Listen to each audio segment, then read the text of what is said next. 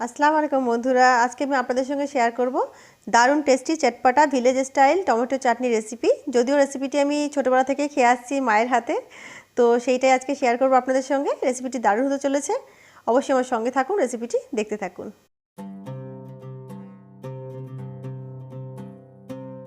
বন্ধুরা, আজকে আমি আপনাদের সঙ্গে শেয়ার করব একটি মজাদার ভিলেজ স্টাইল টমেটো চাটনি।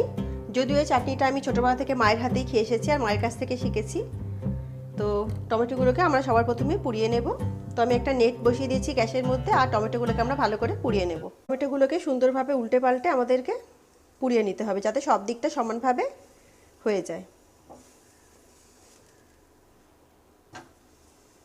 তো বন্ধুরা, এইভাবে উল্টে পাল্টে টমেটোগুলোকে এক একবার করে দেখে নেব আর সব দিকটা সুন্দরভাবে পুড়িয়ে নেব, যাতে টমেটোটা ভালোভাবে সেদ্ধ হয়ে যায়। বন্ধুরা, টমেটোগুলো ভালো করে পোড়া হয়ে গেছে, টমেটোগুলোকে আমরা তুলে নেব।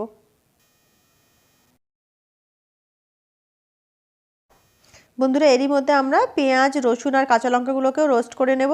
রসুনের পরিমাণটা আমি একটু বেশি নিয়েছি, আপনারা চাইলে এর থেকে কম নিতে পারেন, কিন্তু রসুনটা যেহেতু পোড়ার পরে সেটার ফ্লেভারটা অনেকটাই কমে যায়, সেই কারণে রসুনটা আমি একটু বেশি ইউজ করছি এতে। তো এগুলোকে ভালো করে রোস্ট করে নেব আমরা। বন্ধুরা, নিয়ে নিচ্ছি গাছ থেকে টাটকা ধনেপাতা তুলে, আর এইগুলো সব রোস্ট হয়ে গেছে। তো এগুলোকে আমরা খোসা ছাড়িয়ে নেবো একটা একটা করে। তো প্রথমেই টমেটোর খোসা ছাড়িয়ে নেবো পরিষ্কার করে।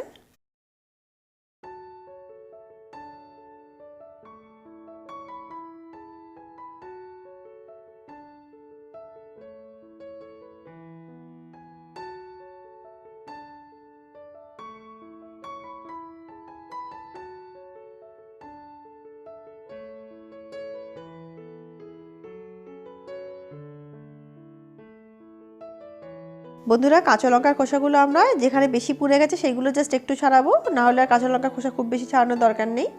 যেগুলো একটু বেশি পুড়ে গেছে সেই জায়গাটা শুধু ক্লিন করে নেব।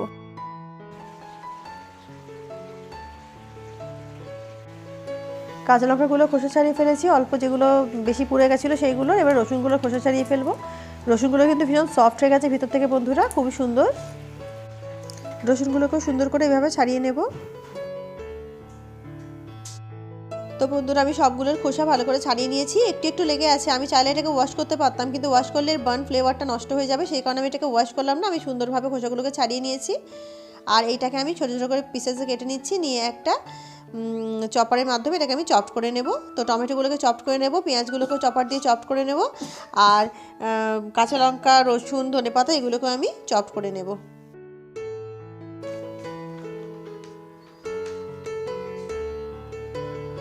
তো বন্ধুরা, দেখুন টমেটোগুলো চপড করে নিয়েছি।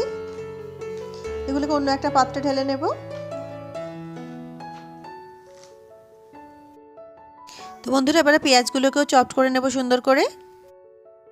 তো বন্ধুরা, পেঁয়াজগুলো চপড হয়ে গেছে, এগুলোকে টমেটোর মধ্যে নিয়ে নেব। তো বন্ধুরা, দেখুন এগুলোকেও চপড করে নিয়েছি, আর নিয়ে নিয়েছি হাফ পাতিলেবু।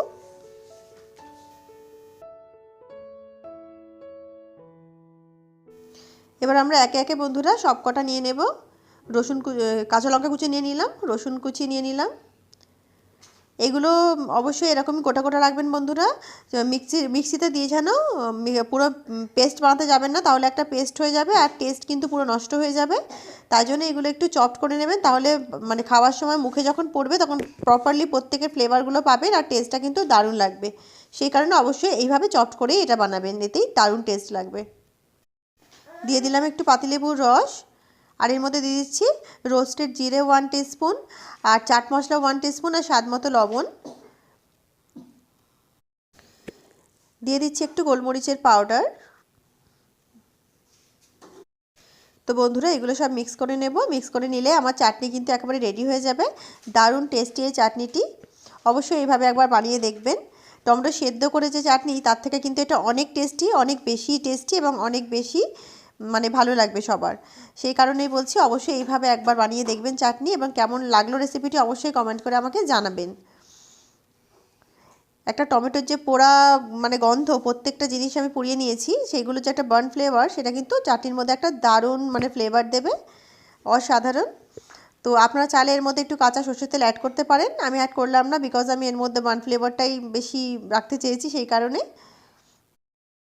তো দেখুন বন্ধুরা, আমার রোস্টেড টমেটো গার্লিক অনিয়ন্স চাটনি একেবারে রেডি হয়ে গেছে। তো রেসিপিটি আপনাদের কেমন লাগলো অবশ্যই কমেন্ট করে আমাকে জানাবেন। রেসিপিটি যদি আপনাদের ভালো লেগে থাকে অবশ্যই আমার চ্যানেলকে লাইক শেয়ার এবং সাবস্ক্রাইব করে আমার সঙ্গে থাকবেন। তো বন্ধুরা আজকের মতো এতটুকুই, দেখা হচ্ছে একটা অন্য নতুন রেসিপির সঙ্গে। ততক্ষণ সবাই ভালো থাকুন, সুস্থ থাকুন। আল্লাহ হাফিজ।